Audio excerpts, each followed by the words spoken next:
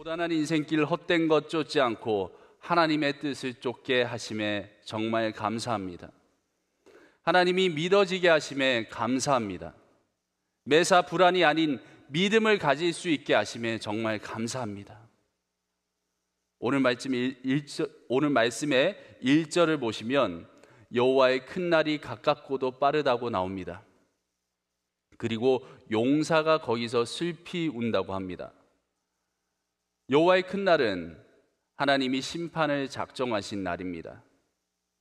그날이 되면 용사가 거기서 심히 슬피 운다고 나와 있는데, 여기서의 이 용사는 생명이 오가는 전쟁터에서 용감하게 싸우는 능력 있는 자를 의미합니다. 하나님의 용사 이렇게 지칭하는 어떤 한쪽 편을 뜻하는 것이 아니라 그냥 그 용사라는 캐릭터 자체를 얘기하는 겁니다. 이 용사라는 존재는 생사를 헤쳐나온 사람입니다. 이 험난한 세상 속에서 돈이든 권력이든 소위 말하는 성공을 거둔 그런 자들을 의미합니다. 용사는요, 언제든지 뛰쳐나가서 용감하게 싸울 수 있는 그런 사람입니다. 생사가 오가는 중에도 훌륭히 버텨낸 이가 두려움 때문에 심히 슬피 우는 것은 우리가 감히 상상할 수도 없는 그런 일입니다. 세상에서 말하는 운과 실력을 겸비해서 성공한 인생을 손에 거머쥔 이들, 그렇게 성공한 인생을 산다는 이들도 여호와 하나님의 심판 앞에서는 그저 두려워 떨 수밖에 없는 존재인 것을 말씀하고 계신 겁니다. 15절과 16절에 보시면요, 여호와의 큰 날이 어떤 속성을 가졌는지 나열하고 있습니다. 먼저 분노의 날이라고 합니다. 하나님은 죄에 대해서 분노하시는 분이십니다.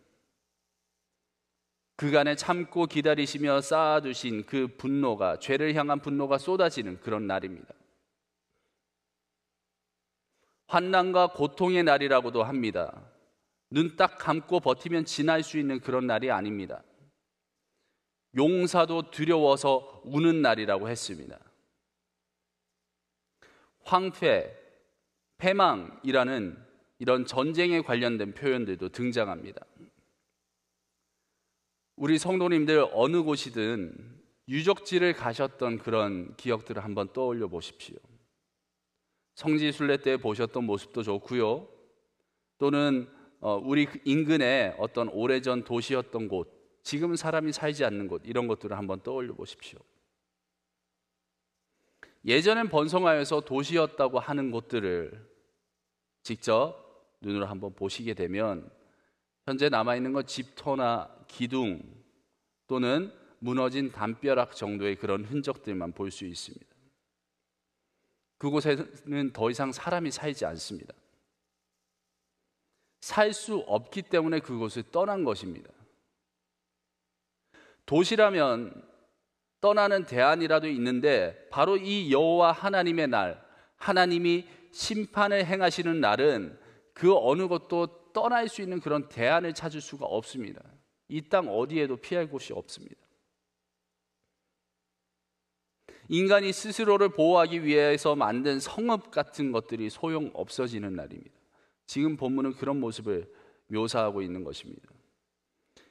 세상을 창조하신 창조주께서 내리시는 벌은 전 우주적인 그런 벌입니다. 인간이 무슨 수로 피하겠습니까? 눈을 철저하게 가리고, 눈 자체를 가리고 타임스퀘어 한복판에 나가 있는 그런 상태를 한번 상상해 보십시오. 앞으로 걸어오라고 해도 한두 걸음도 떼기 힘들 것입니다. 어딘가에 어떻게 부딪힐까 겁이 나서요, 한 발자국 떼는 것도 힘든데, 바로 이 본문에서 말하고 있는 심판의 대상인 이 죄인들은 자신들의 환경이 그렇게 어디도 피할 곳이 없는 상태가 된 것뿐만 아니라 그들의 육신도, 수많은 날을 쌓아온 인생도 티끌같이 변한다고 그렇게 표현되어 있습니다. 우리 하나님은 죄값을 확실히 치르시는 분이십니다. 여호와의 날이라는 심판의 날이 얼마나 강력하고 절대적인 것인지 이렇게 선포하신 후에 2장부터 보시면요, 2장 여호와 하나님을 경외하는 자들이 어떻게 되는지 하나님의 은혜에 대해서 또 알게 하십니다.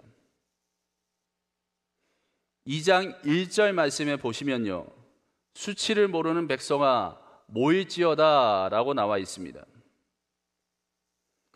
하나님은 택하신 공동체를 부르고 계십니다.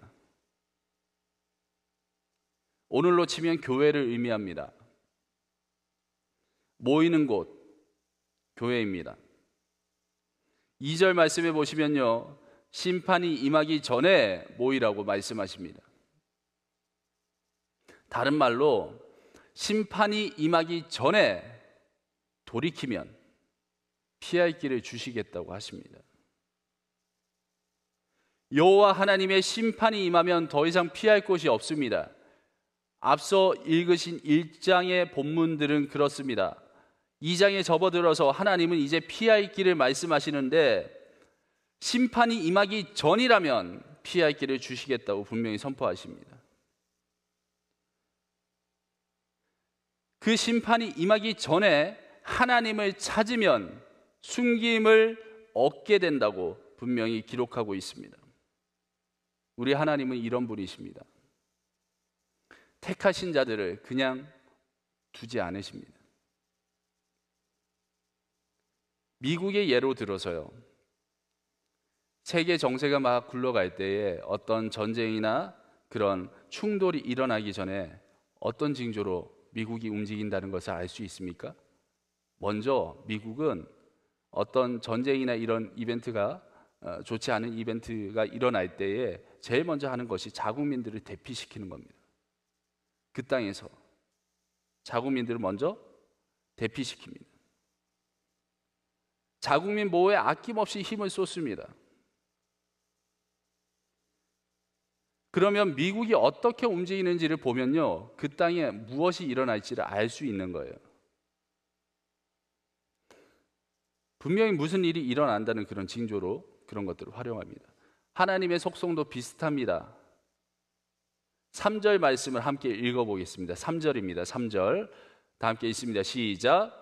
여호와의 규례를 지키는 세상의 모든 겸손한 자들아, 너희의 여호와를 찾으며 공의와 겸손을 구하라. 너희가 혹시 여호와의 분노의 날에 숨김을 얻으리라. 아멘. 하나님의 말씀을 따르는 이들을 겸손한 자들이라 말씀하십니다. 하나님이 말씀하신 것을 중요하게 생각하지 않는 이들은 그러면 겸손하지 못한 자들이라고 말씀하고 계신 것입니다. 하나님을 찾는 것은 하나님만이 우리 인생의 답이 된다는 믿음을 가진 이들을 얘기하는 겁니다. 여기서 나오는 또 공의는 하나님의 뜻을 쫓아 사느냐 아니냐의 문제를 얘기합니다.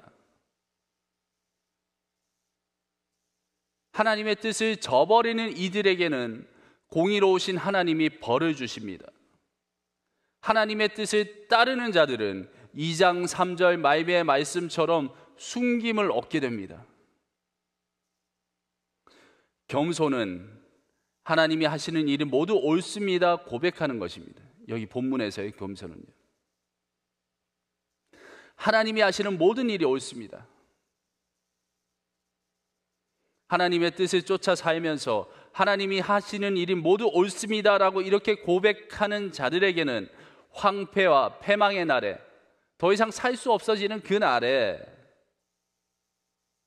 모두가 두려워서 벌벌 떠는 그 날에, 용사조차도 두려워서 울어버리는 그 날에 바로 숨김의 은혜를 입습니다.